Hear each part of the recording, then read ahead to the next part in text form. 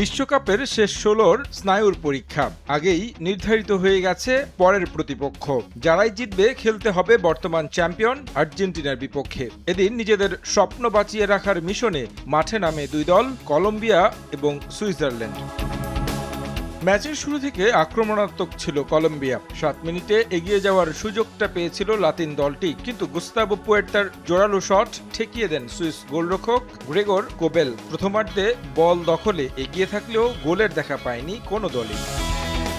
দ্বিতীয়ার্ধে পাল্টাপাল্টে আক্রমণ চালাতে থাকে দুই দল। অ্যাম্বোলো, অ্যান্দোয়ে, ভার্গেসরা সুযোগ পেয়েও কাজে লাগাতে ব্যর্থ।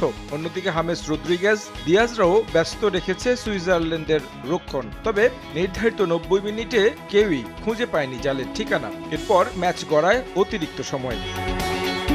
উত্তেজনা জমা অতিরিক্ত সময়ে। সুযোগ কলম্বিয়ার, কিন্তু দুর্ভাগ্য বলতে হবে তাদের জন্য। ১১৩ মিনিটে যখন লুকুমির শট ফিরে আসে গোল পোস্টে লেগে। এরপর চেষ্টা করেও গোলের দেখা পায়নি কোনো দল। ম্যাচের ভাগ্য নির্ধারণ হয় টাই ব্রেকারে।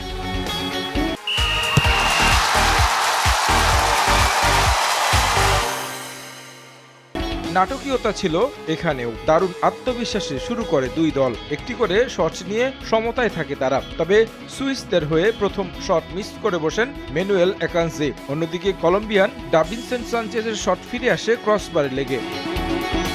এরপর কোচো হার্নান্দেজের শট দারুণভাবে রুখে দেন গ্রেগর কোবেল। আর শেষ শটে রোবেন ভার্গাস গোল করতেই ৪-৩ গোলের জয়ের উৎসবে মাতে সুইজারল্যান্ড। ৭২ বছর পর আবারও বিশ্বকাপের কোয়ার্টার ফাইনালে পা রাখল ইউরোপের দলটি, যেখানে তাদের প্রতিপক্ষ বিশ্ব চ্যাম্পিয়ন মেসির আর্জেন্টিনা।